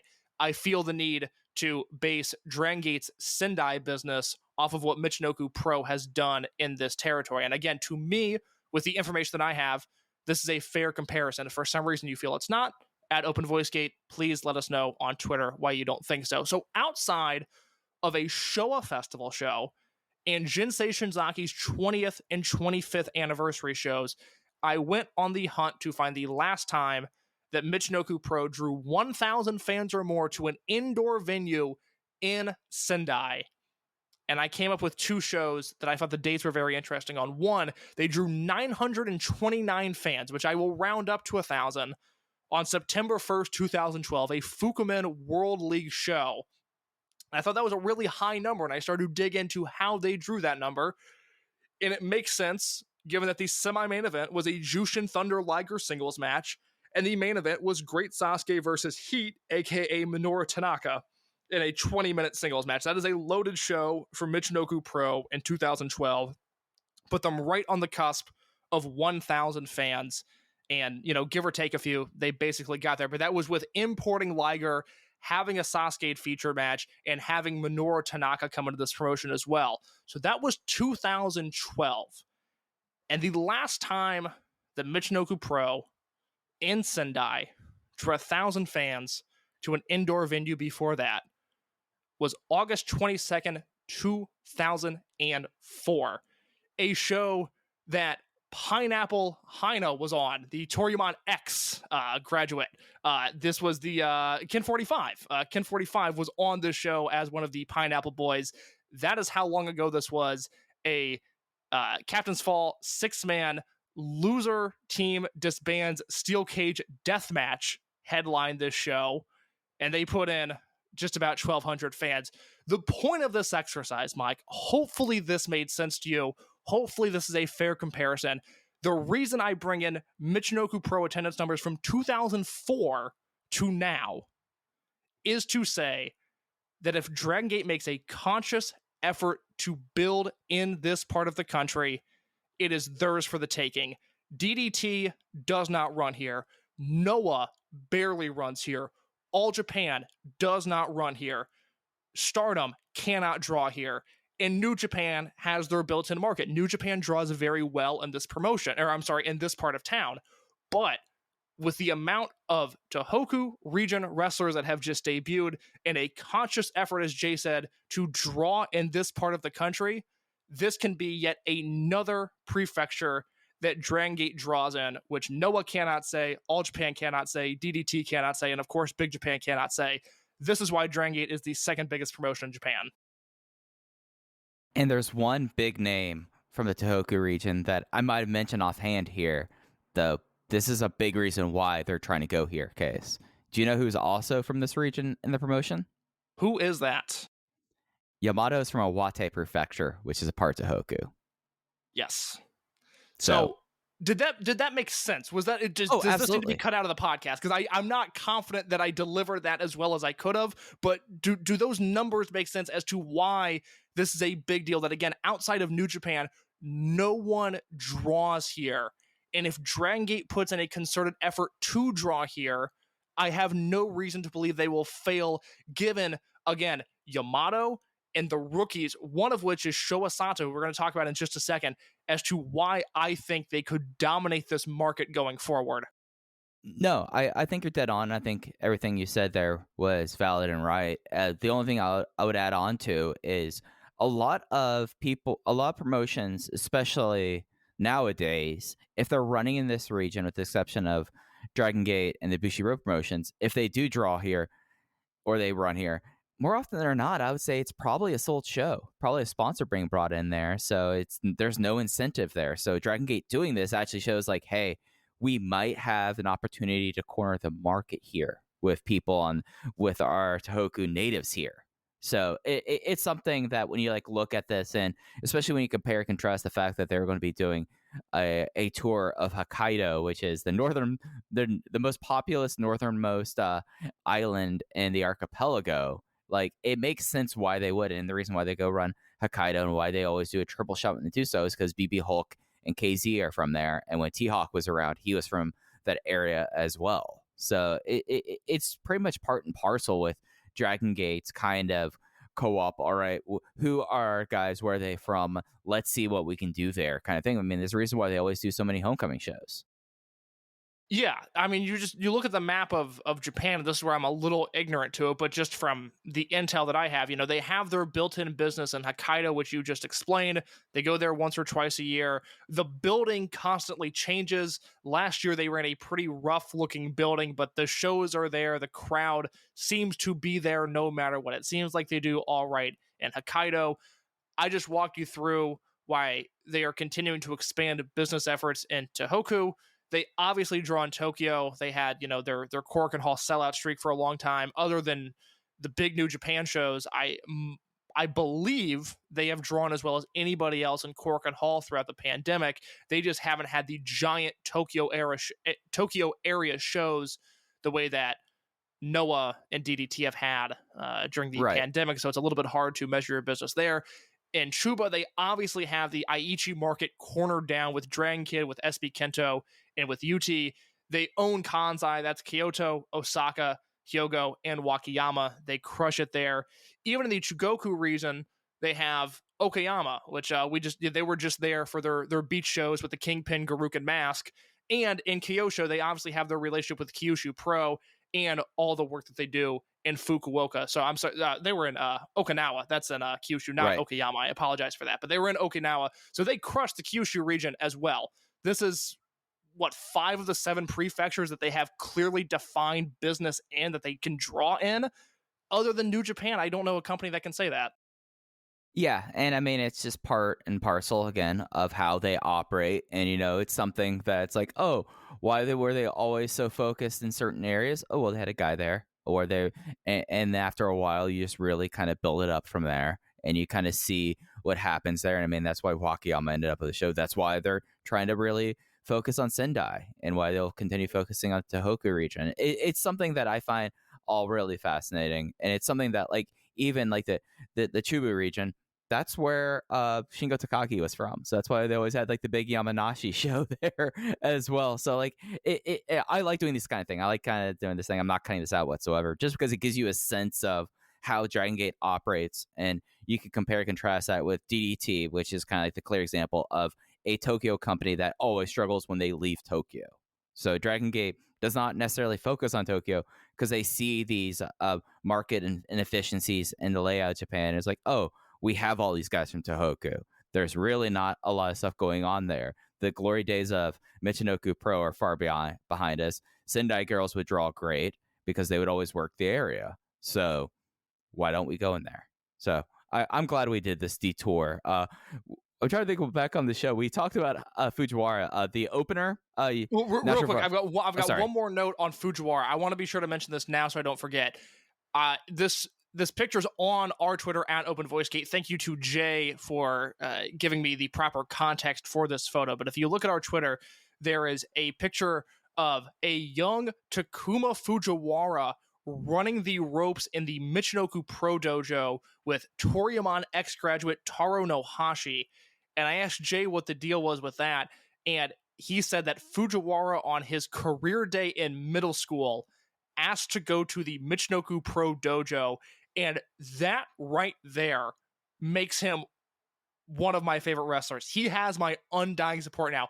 I don't know why, like in a very real sense, that really struck a chord with me.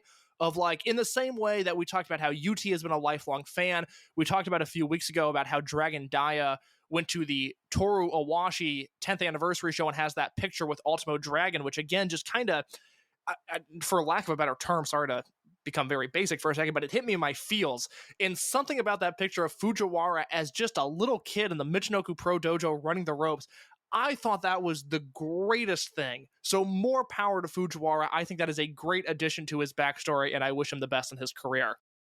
Yeah, that's just like really cool. When I was in middle school, I thought I was going to become a journalist. We saw how that went. So you're here now. You're doing I'm journalism. Here now. Yeah, we're doing a journalism here on Open the Voice Gate. Opener, Natural Vibes, and RAD, UT, and Jackie Funky Kamei. It was Young Vibes versus Kai and SB Kento. Kai won with the immediate impact on UT. UT always takes the falls when he's teaming with Jackie Funky Kamei, which is very notable here. There was like this sick passion into a wheelbarrow German suplex that I leapt off my couch during. Like Kai just like lifted him up during this. It was like, no, and just threw him over his head, and that rocked. There is going to be a Kai versus UT singles match at some point that we are both going to massively overrate, and nobody else is going to love the match as much as we will. But I can see King of Gate 2024, Kai versus UT, oh, baby. Match number 2 in Osaka, and you and I are throwing 4.25 stars at it. I will be annoying Joe Lane to saying you have to watch this match right now, and then later he gets the match. It's like that was a fine little match. I'm like, yeah. UT is one of the best wrestlers in the world. Shut the fuck up. But fuck up. I love UT. I don't think that that's like new things. This is what happens when we don't record for 2 weeks. I just like start like just throwing fastballs over the plate in case. Shoot from the hip, brother. This is hour 1.5 of open voice gate time. This when things get weird, my man. Yeah. This was a fine enough opener. Jackie looked great in it. SB Kento it's weird that like SB Kento was in the opener and just kind of like felt like a passenger in this match, even though they had the face-offs and they brawled a bit. Like it does kind of feel like this match in a lot of ways was more for Kai to be a dickhead and Kamei to kind of sell a whole lot. Yes, it was strange that this was a vehicle for Kai and not SB Kento versus JFK, but I get it given the way the main event went. I will ask you now, and again, we're recording this right before the December 1st Cork and Hall show. We'll be back next week to talk about what I assume is going to be a huge fallout from that show, as well as the Hokkaido triple shot happening this weekend. Your prediction, open the Brave Gate Championship match, SB Kento versus Jackie Funky Kamei 2, the rematch in Tokyo. Who is leaving with the belt? I'm going to be on brand. He is my guy. I think Kamei wins this here because I think that now is the time for SB Kento to do other things. They're not running this match back in Tokyo not to have Kamei win, right? It's the conundrum that I'm dealing with, where to me, the match that I was so excited about was SB Kento versus UT in Nagoya at their homecoming show, because they share a homecoming show, and I can't get that out of my head. But I can't come up with a way for Jackie to lose. So you're going to say JFK, I'm going to say SBK, and we will reconvene next week and talk about that match. So we're going chalk here. You go with your guy. I go with my guy. Makes sense. We are very partisan on this show. We are rooted with our beliefs, and we will not be changing those. I mean, you are a Kabuneist, and I respect that, but I think that it's such a shame they don't believe in Kameism. Like socially, Kamei is a lovely person, but the fundamental, Mike, I look at things from a business sense, and financially, I am riding the SB Kento wave. All I'm going to say is when they start doing the Checky lines again, see whose Checky line is longer. Is it going to be, SB Kento, the guy pushed to the star, or it's going to be the relatable, charming young man, Turtle-kun? That's such a fascinating threat to make of, hey, see whose Checky line is longer. Why don't you check that out for me, pal? It's like, okay, all right. Just show up to Sambo Hall,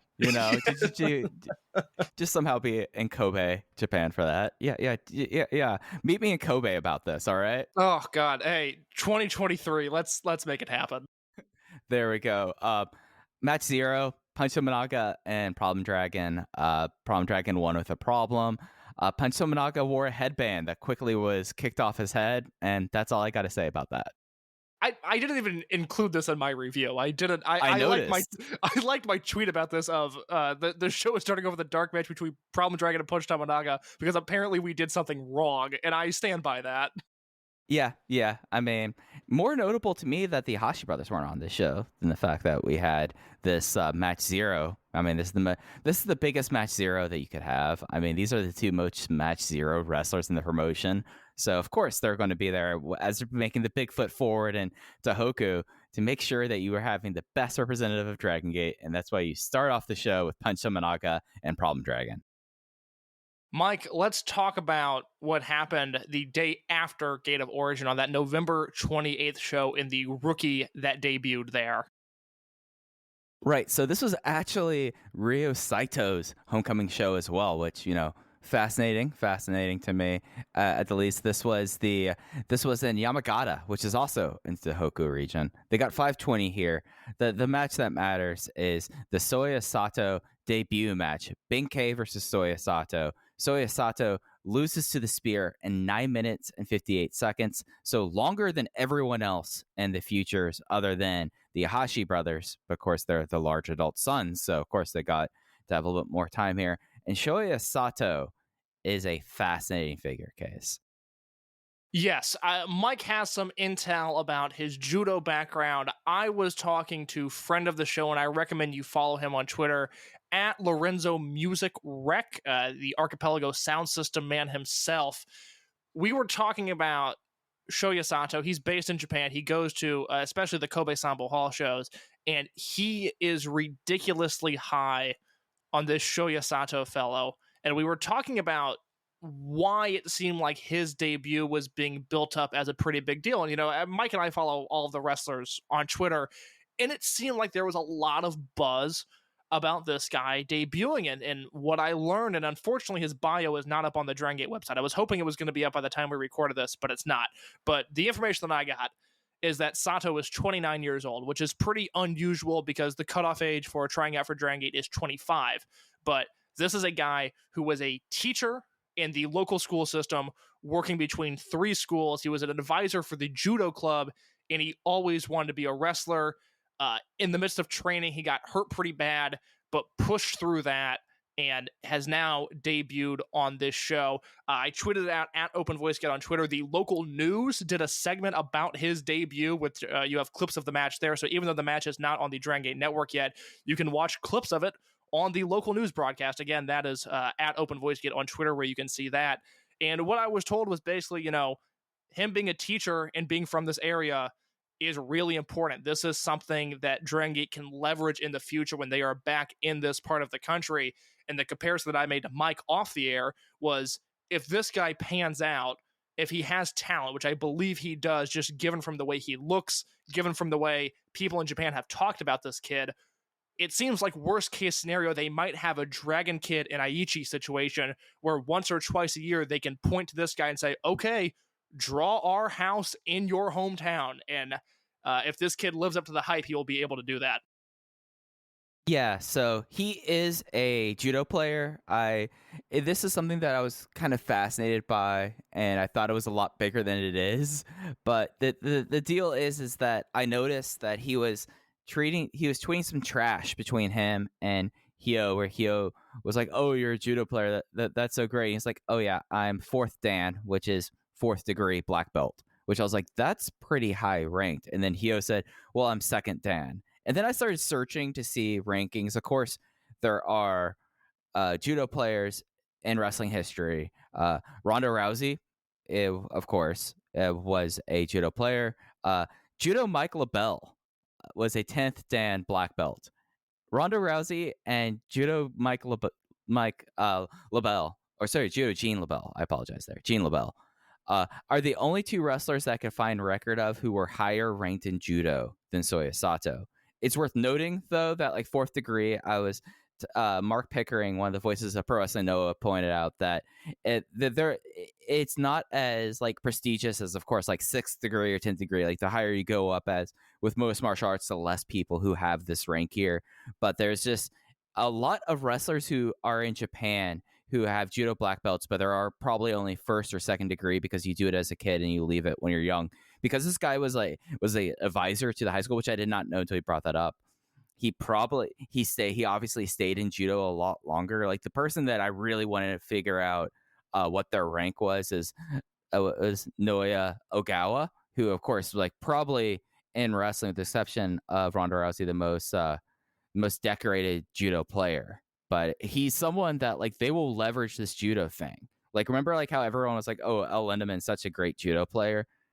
El Lindemann did that as a teenager. This guy is going in there as a fully grown man in a 4th degree black belt, which at least for me, I find fascinating and could be a draw for people. Yeah, I'm really excited about this kid. Again, of that second wave of, well, I guess not even the second wave, of the future kids, because you have the Yahashi brothers and then the subsequent debuts that we saw here, plus Hayakawa. This is the guy that really has some buzz to him. So I'm excited to see that debut match. I'm excited to see what comes of his career. First stop in Tokyo, first stop in Kobe, first stop in Osaka, henceforth.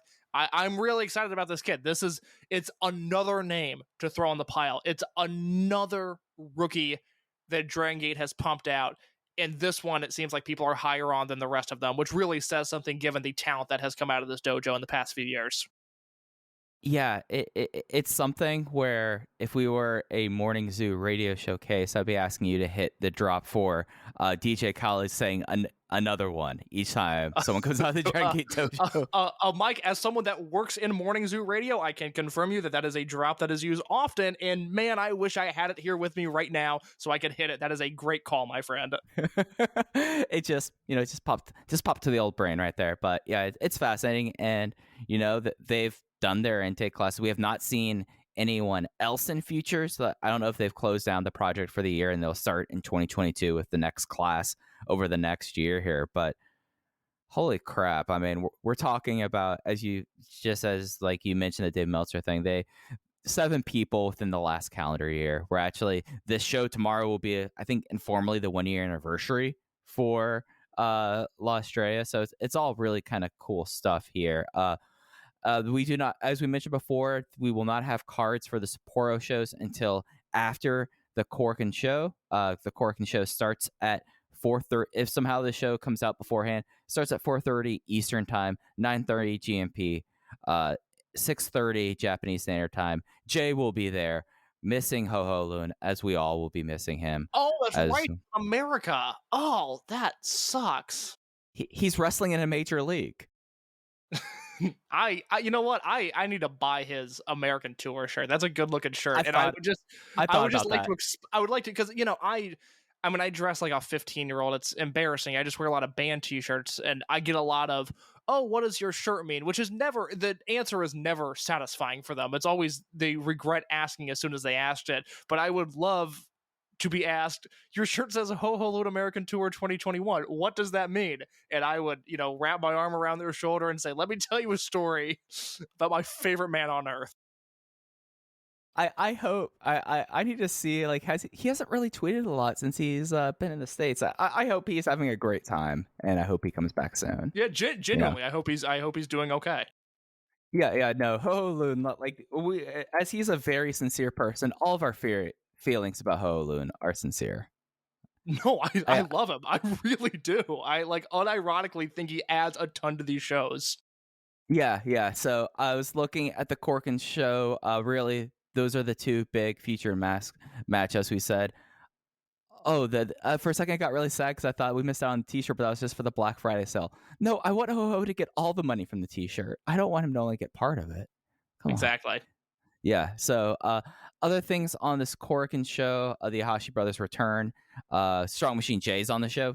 3 guys who we didn't get to see this week, and fun Natural Vibes versus RED opener tag. And it'll be interesting to see how, those last 2 matches, I feel like that they will set the stage for the rest of 2021 and how the promotion is starting to shake up going to 2022. So you mentioned this earlier. I will close on this thought that if you are diving into this is the time to sign up for the Dragongate Network. You're going to get 8 live shows, including a giant pay-per-view at the end of the year in the month of December. And I was looking at the calendar of what else is going to be on the network. And this is probably not for newer fans, but Mike, I have to mention this to you, that on December 20th, being uploaded to the Dragongate Network is a Toriyama Mexico show from August 3rd, 2002.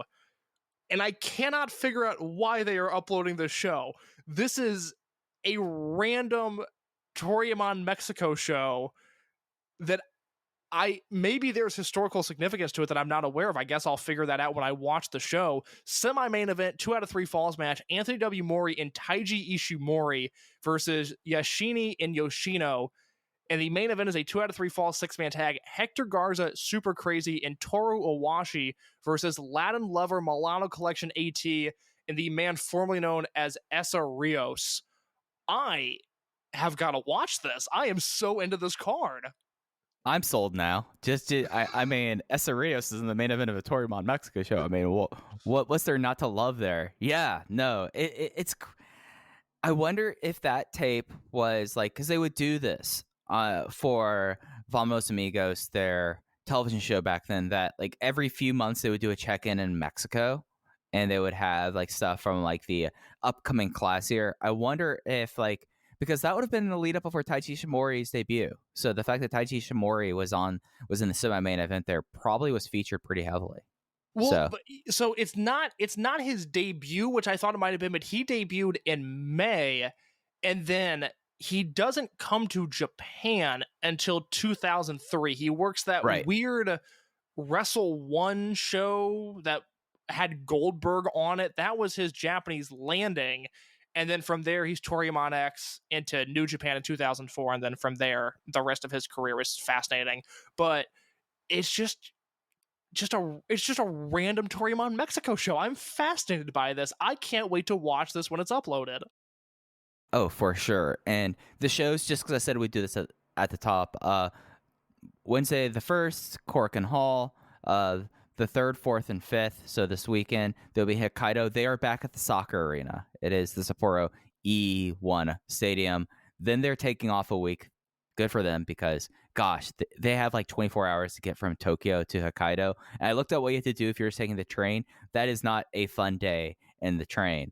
But they will be back then on the 11th, so the next Saturday, for their farewell show in Kyoto, which, I mean, you never know what happens in Kyoto, case. You never know. That's what they like to tell us, at least. Then they have the final Cork in the year on the 15th. They have Final Gate on the 26th. That was a week after the UT and SBK homecoming show in Aichi. So they'll be sticking around there. And then they close out the year, as they always do, with their farewell in the friendly confines of Kobe Samba Hall on the 28th. And then, as you mentioned, Toryumon uploads. Is that the only Toryumon upload? They usually have two. They usually have one at the front of the month, too. Yeah, the schedule on that was shifted. They haven't been doing a beginning of the month upload recently. I don't know why that is, but that is the only classic upload I see right now, and that is going to go up on the 20th of December. Yeah, so big month. It's worth it by the time you hear this.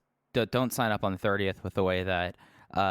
actually, no, you couldn't sign up on the 30th because it's already the 1st in Japan. So yeah, go ahead and sign up. This is probably the most bang for your buck month possible, cases. We almost reach the end of hour 2 on the show, but we've been going long. Is there anything else you want to hit on before we got out of here? No, that is it. I'm on Twitter @_ in your case. Mike is on Twitter @FujiHeya with 2 eyes like Don Fuji, and the show can be found at Open Voice Gate on that platform. Well, Case did the farewell for us, but for Case, I'm Mike. Thanks for listening to the Voice Gate. We'll be back with you next week to talk about the big Cork and Hall show and the Sapporo triple header. Take care, everyone.